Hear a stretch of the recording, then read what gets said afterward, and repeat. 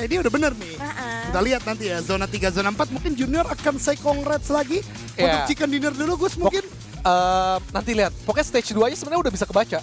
Stage 2, cuma lebih meyakinkannya stage 3 memang kayak gitu. Apalagi kalau positioningnya udah jelas gitu ya. Nah enggak, yang menjadi tanda tanya adalah Windy. Kenapa meragukan? Ini nggak terlalu cepet nih bilang congrats nih. Kenapa kira-kira misalnya Windy? Dari pandangan Windy gitu. Iya kan dari pembahasan game-game sebelumnya masih ada chance perlawanan dari tim-tim lain. Kalau lihat dari fight compound ke compoundnya, Strangers juga punya chance yang besar untuk dapetin chicken soalnya 16 tim lagi ya masih stay live semua. Karena masih ada faktor yang balik lagi ke individual skillnya, ya kan? Untuk dia team fight-nya, untuk head to head-nya itu jadi penentu. Circle-nya juga masih bisa mengarah ke open field ke arah shooting range juga. Betul. Tapi ya, gue pun nggak ngerti sama diri gue sendiri. Iya, tapi gue kadang gue ngeliat lu ya, memang intuisi lu cukup tajam Gus menurut gue.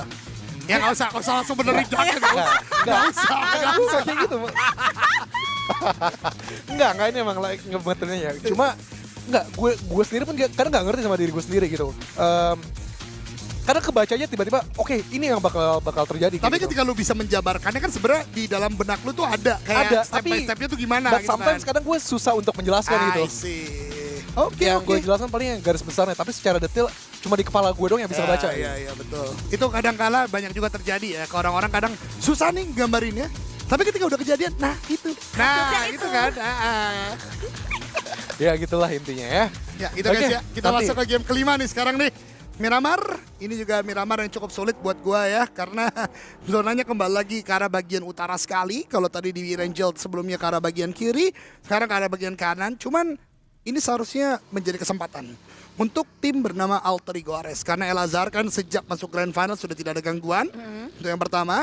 Yang kedua, pergerakan mereka kalau berbicara Miramar ini harusnya bisa sangat baik, sangat mudah sampai zona keempat. Karena bagaimanapun Cross Deval kosong, Torreal Humada kosong, Campo Militar kosong. Kalaupun ada yang melakukan rotasi cukup ekstrim, let's say Void ya, karena biasanya Void akan bergerak ke arah bagian utara, itu pun nggak bakal serta-merta langsung tabrak ke sekitaran bagian Cross Deval, tidak juga.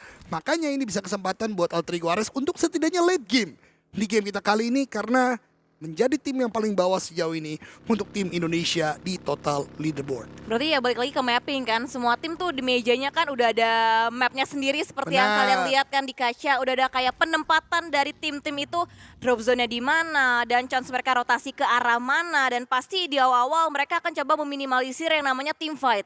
Karena cukup gambling gak sih stage yang pertama mereka fight, kalau menang ya dapetin poin eliminasi, kalau enggak ya mereka akan ngeriset lagi tuh, nunggu waktunya tuh lama, dan itu tuh bete gak sih sebenarnya, agak ngaruh ke mood juga kalau emang kita tusun duluan dibandingkan tim-tim lainnya. Itu hal yang gue setuju banget sih, karena bagaimanapun kan ini mereka sedang dalam konsentrasi pertandingan gitu ya, jadi semua faktor, mungkin tadi bahasa Windy bete, mungkin bahasanya jadi emosi atau bagaimana, itu akan mengubah fokus mereka. Karena kan kita berbicara PUBG Mobile, ini adalah game, ini adalah e-sport yang dimana lu setiap kesempatan-kesempatan yang hit levelnya tinggi kayak late game tadi, konsentrasi lu lagi nggak prima, lu nya lagi nggak prima, akan berpengaruh banget gitu loh dengan permainan yang lu lakukan. Jadi ya mudah-mudahan lah itu apa yang tadi dikatakan tidak terjadi ya, karena bagaimanapun zona seperti ini mirip dengan game sebelumnya, pasti akan ada gerakan-gerakan yang agak berbeda. Untungnya memang Void di game sebelumnya sebagaimana Junior ungkapkan benar-benar tertata, benar-benar percaya diri gitu loh, dan juga keputusannya memang sangat baik untuk mengambil titik tersebut. Nah kali ini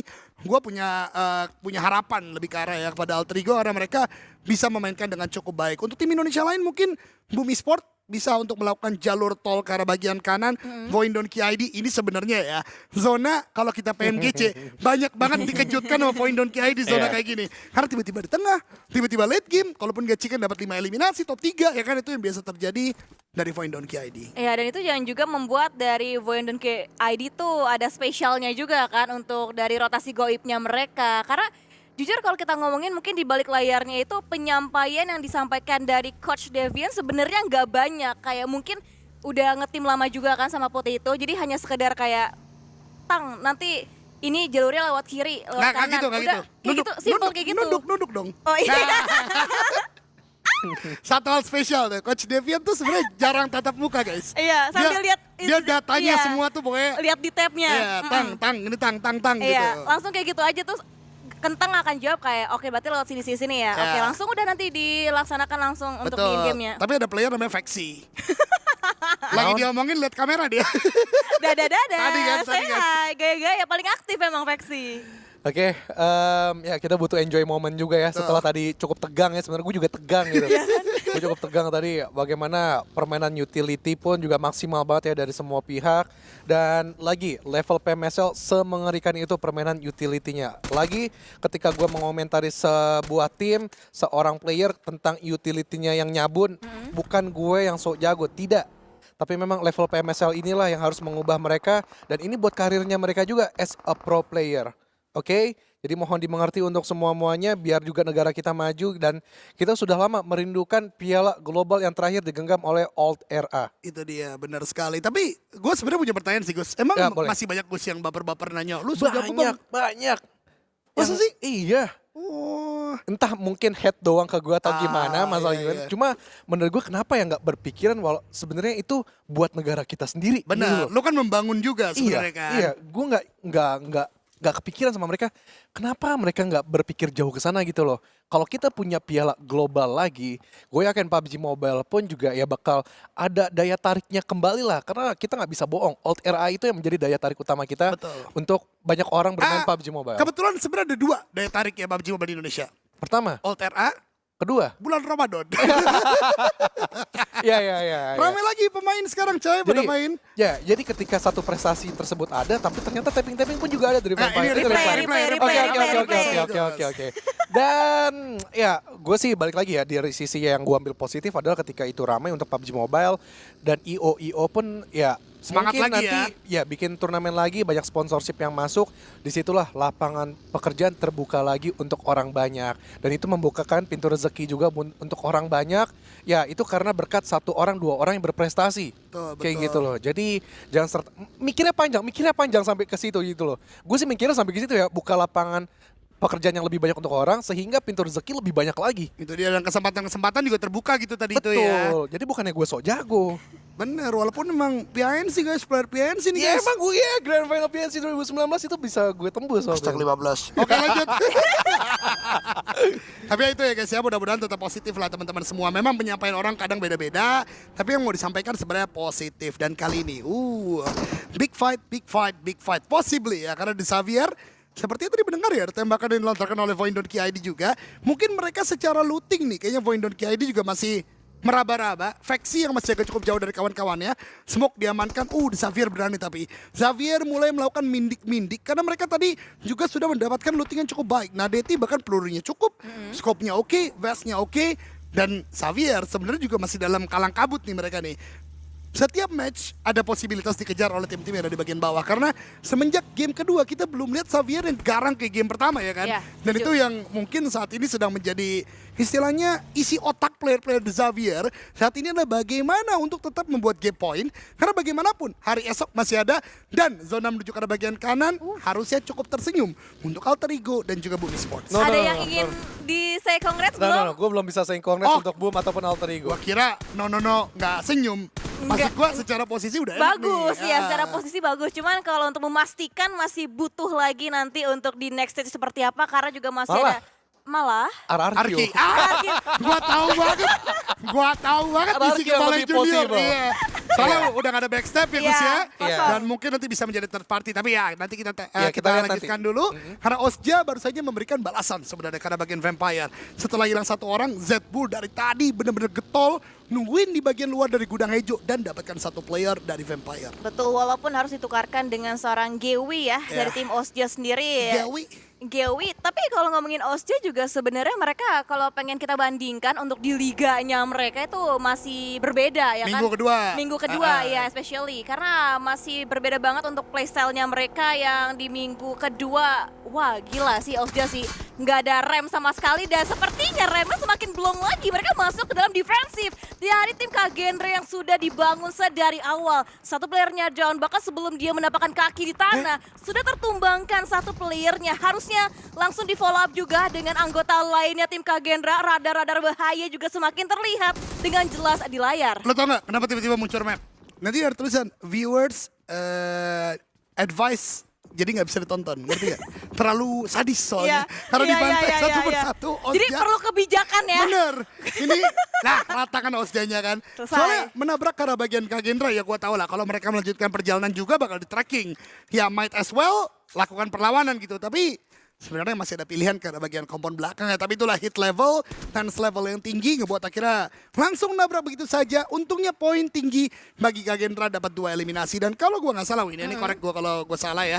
Kalau Kagendra berhasil melampaui Ostia, berarti Kagendra harusnya bisa menjadi tim PMNC tersukses sejauh ini di Grand Final. Betul. Karena 2 tim ini kan yang ada di PMNC dan sekarang ada di top 8 sejauh ini. Ya, bisa menjadi perbandingan ya buat tim yang dari komunitas, dari PMNC sampai sekarang di Grand Final PMSL. Dan mereka di papan tengah loh sekarang kondisinya untuk Ostia dan juga tim Kagendra. Dan yang tadi sayang sih kita nggak ngelihat ya untuk momentum terakhirnya gimana caranya Kagendra mengakhiri semuanya. Tapi dari awal pun pergerakan dari Ostia-nya sebenarnya pun ketika mereka nabrak pun udah salah kan. Ya, sebenarnya gini, mungkin kalau bisa gue jelaskan. Mereka tuh mau ngambil kompon pinggir. Nah, dikira ada vampire di sana karena memang mobil vampire masih di sana. Di waktu yang bersamaan, vampire melanjutkan perjalanan. Bete tuh kan Osja kan, karena memang komponnya nggak jadi diambil dan ketika maju lagi, akhirnya sudah ada yang mengisi yaitu Kagendra dan membuat dari tim Osja porak-poranda Windy. Sayang ya nggak capture ya, jadi biasanya... Oh yang barusan maksudnya saya nggak capture? Iya saya nggak capture ya kan, bisa jadi konten soalnya ya kan kalau di highlight. Benar. Jadi ada kebijakan untuk umur ya batasan ya tadi ya. Itu dia. Itu ya kan. Apa sih bahasa Inggrisnya? Apa ya? Viewer distraction advice ya kalau nggak salah ya? Iya itu pokoknya lah. Pokoknya. Tapi ini dia juga nampaknya pokoknya tembak aja lah dari tim Flash ya, dari seorang Yangti coba untuk bisa mendapatkan sebuah confirm point eliminasi. Tapi dengan tidak adanya knockdown, belum ada ending yang bisa didapatkan oleh seorang Yangti. Makanya dari lawannya pun bisa kembali melanjutkan rotasinya mereka seperti halnya sekarang yang sedang akan dilakukan juga oleh Sam9 yang tepat berada di bibir zona. Tapi siapa sangka ada permainan utility yang coba dibangun juga oleh tim-tim lainnya dan Leon DZ ternyata di ending begitu saja dengan gangguan dari E-Arena. Lagi-lagi NC2, lagi-lagi NC2. Ini player yang sebenarnya mungkin akan menjadi seorang yang masuk komoditas yang cukup panas nanti ya untuk arah bagian summer. Cuman maaf kata mungkin kalau player Thailand kadang-kala sulitnya di bahasa gitu loh. Karena mungkin kalau misalnya Filipina, kalau Malaysia, Singapura, Englishnya masih jalan kan, masih mirip-mirip lah. Orang Indo beberapa juga pasti ngerti banget kan bahasa Inggris. Cuma kan kalau Thailand, Vietnam, apalagi mungkin Kamboja itu kan agak berbeda bahasanya. Lebih jadi kayak ke logatnya ya. ya. Kalau misalnya dia bahasa Inggris lancar, ini NC2 nih menurut gua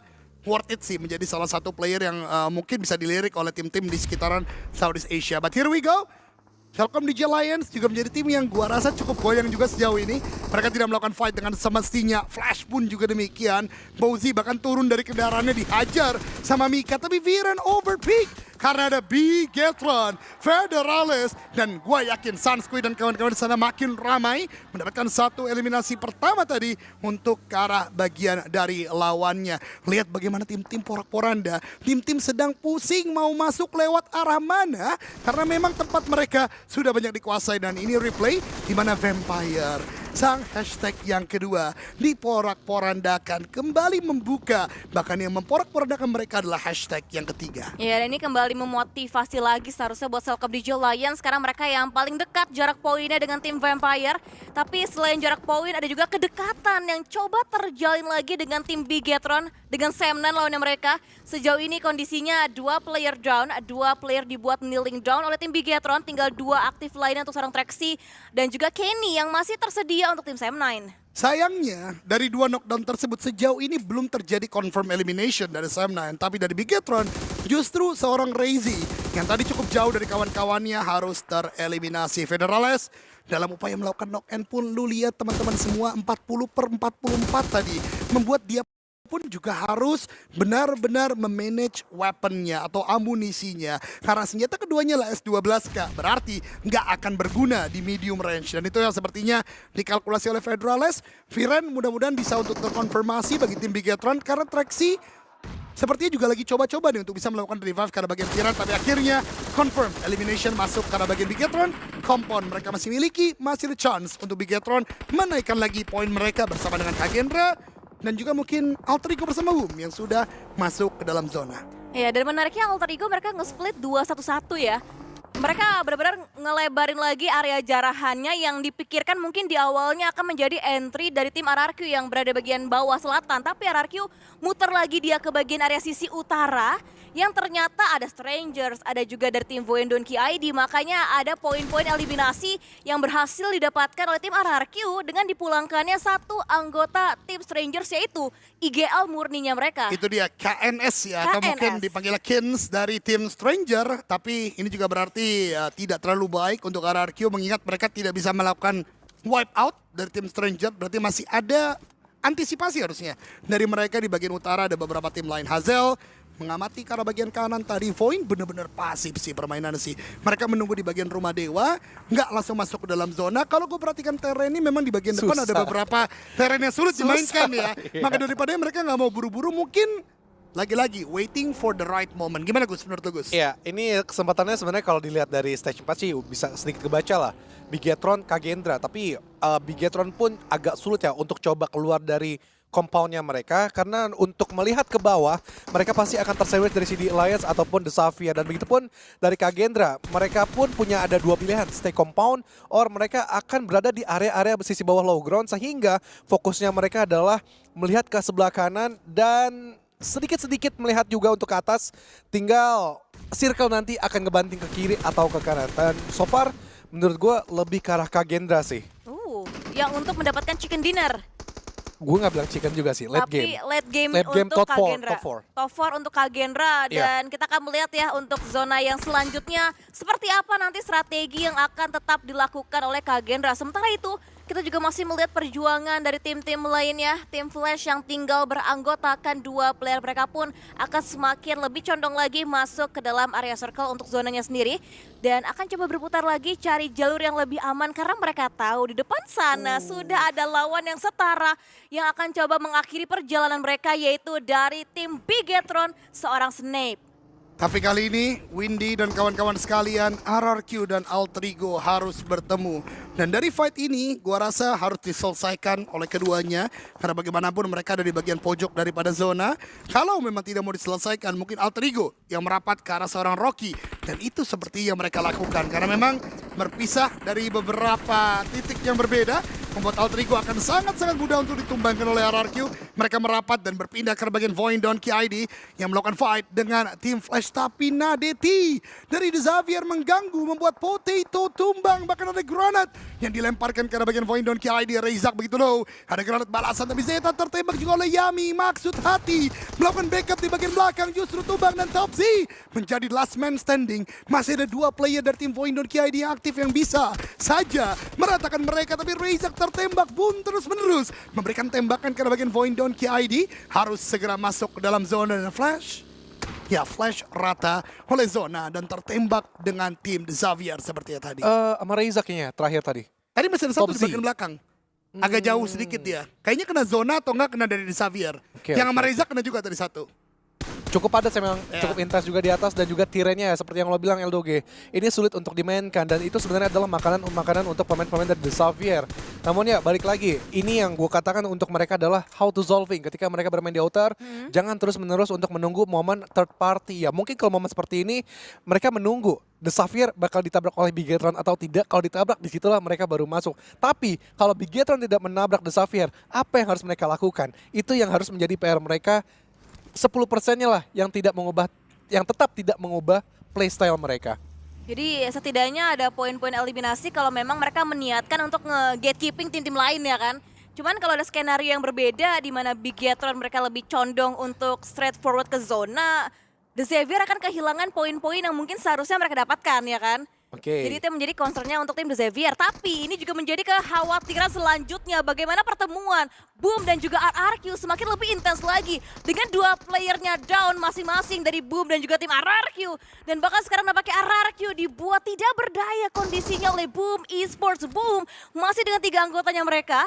Nih seharusnya kalau kita ngelihat dari sisi luarnya Lapar yang menjadi the last man standing bagi tim RRQ. Ada kokangan Nits tapi di cancel, akan coba bermain dengan FPP Gaming Mode-nya. Ending terlebih dahulu yang akan diutamakan oleh seorang Lapar. Itu adalah hal yang cukup menarik dari RRQ. Ada Genfos di bagian kiri. Seperti tadi ada call untuk bermain di bagian kiri, tapi memaksakan fight di bagian kanan.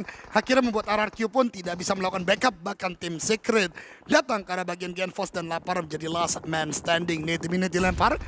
Veksi di balik sebuah batu, Casper, Acul terus menerus melemparkan nade ke arah bagian Veksi, tapi tembakan justru memberikan damage entah datang dari mana, mungkin Bigetron, mungkin tim yang lain. Di tempat lain tim Secret pun juga menumbangkan Boom Esport yang tadi lepas dari genggaman RRQ, membuat tim Indonesia sangat disayangkan menjadi tim dengan roster terbanyak memang yang bermain di bagian Grand Final, tapi lagi dan lagi dengan makin banyaknya roster tersebut pertemuan mereka tidak terelakkan. Sedari tadi sudah banyak kejadian antar tim Indonesia saling bertemu. Ya, dari mulai RRQ Boom, dari Voin dan juga Kagenra, Boom dan juga Voin Donkey ID. Banyak yang bertemu untuk derby Indonesia seperti yang digambarkan oleh seorang Eldoge juga. Dan kita bisa melihat juga perjuangan terakhir yang dimiliki dari seorang Lapar The Xavier. Jangan melihat, tapi Levi's bengkok sebuah granat. Harusnya Lapar sudah semakin terdeteksi, terbukakah kondisinya, dan akan coba dihampiri oleh seorang Lamborghini.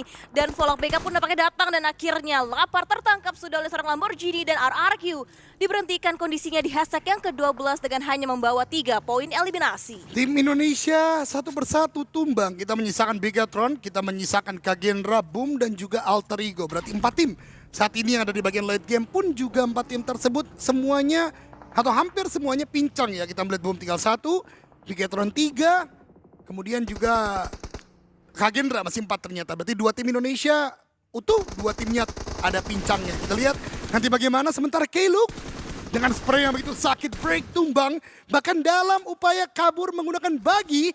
Memang player satu ini mempunyai power yang begitu sakit, dan kita dengar sayup-sayup teriakan dari warga atau masyarakat Malaysia yang nonton langsung di sana. Utility dilemparkan kembali lagi, Frankie seperti sangat licin di balik beberapa batuan tidak ter-knockdown dari Utility yang terus dilemparkan. Adik Luke tertembak entah dari bagian mana, tertembak dari tim yang lain, tapi Frankie melakukan finishing dengan sangat baik, menunggu momentum dari CD Alliance datang. Yang kedua Jimmy bahkan didapatkan, dan tim Secret membalikkan keadaan, turn the table, membuat 3 melawan 2 menjadi 2 melawan 1. Ya, 3 player dari tim Selcom DJ Alliance belum mampu menjatuhkan 2 punggawa terakhir dari tim Secret.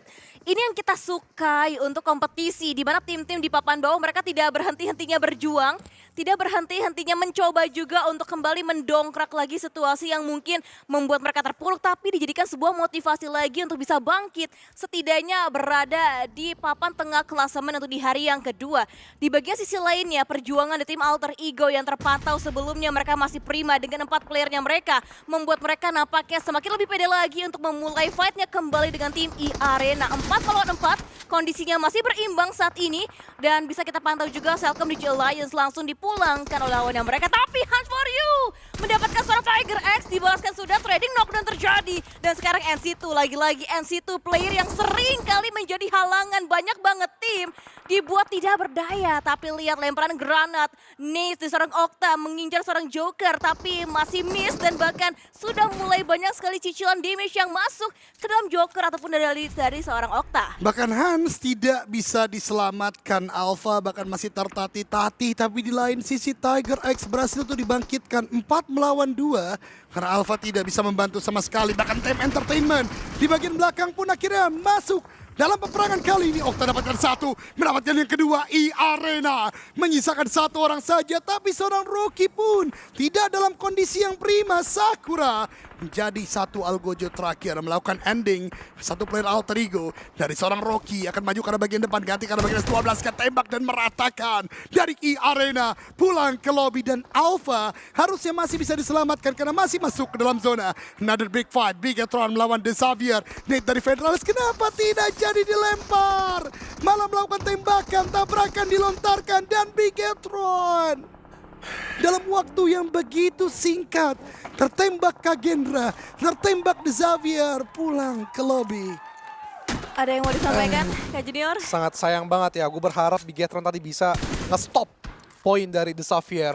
Karena menurut gue udah terlampau cukup lumayan ini untuk mengejar mereka, cukup stabil, cukup konsisten.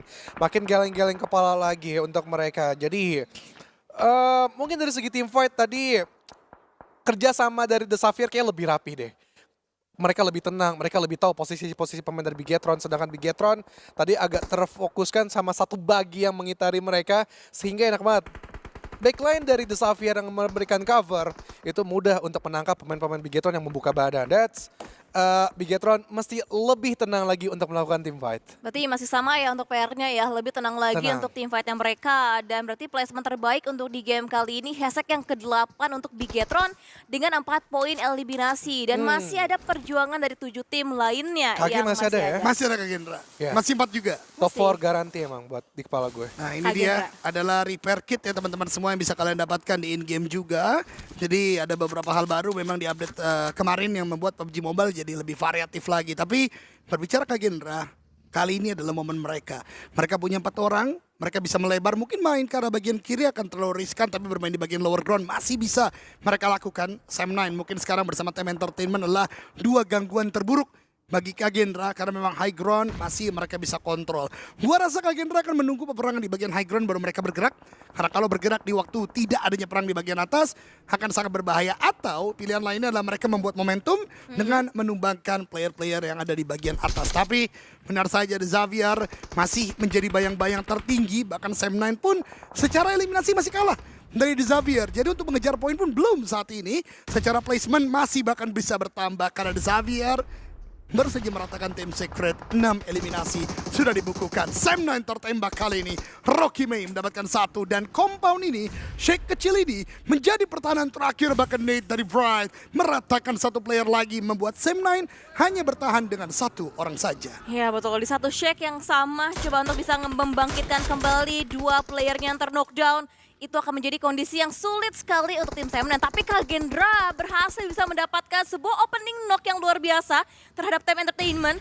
Di mana dari 1 playernya yaitu Golf ter-knockdown kondisinya saat ini di follow up lagi dengan gencatan ataupun dengan banyak sekali hujan granat yang diberikan dari sisi Kak Gendra. Bahkan tim di waktu yang bersamaan harus fight dengan 2 tim yang berbeda. Ada Kak Gendra, ada Sam9, 3 team showdown kali ini. Dan bahkan di satu compound yang sama Sam9 dia berhasil meratakan Team Entertainment. Tapi lihat Kak Gendra masuk di waktu yang tepat dan akhirnya top 4 jaminan bagi Kak Gendra. Bala Gendra berteriak gembira tentunya dengan permainan yang luar biasa sekali karena itu dia creating momentum yang sempat tadi kita bahas bisa dilakukan dengan sangat baik. Dan kali ini Alter Ego, ini adalah kesempatan bagi mereka juga untuk menambah poin. Tidak hanya Kak Gendra, Rocky mengamati ke arah bagian depan. 1 player Xavier sedang tersungkur. 1 lagi itu Lamborghini hanya butuh ending saja dan akan membuat chicken dinner yang kedua atau ketiga berarti untuk tim Indonesia di hari ini. Dan top 2 Kak Gendra, Alter Ego. Tos dulu dong analis berdua. Asik. Dan antara Alter Ego Kak Gendra siapapun Kage lagi. bebas. Tapi kalau dari segi posisinya memang Iya. Kak Gendra Kak yang Gendra. lebih untung untuk posisi mereka. Quantity playernya Rocky May, the last man standing-nya akhirnya dieksekusi. Dan Kak Gendra mendapatkan winner chicken dinner di game pertama Miramar di game yang kelima di hari ini. Oke,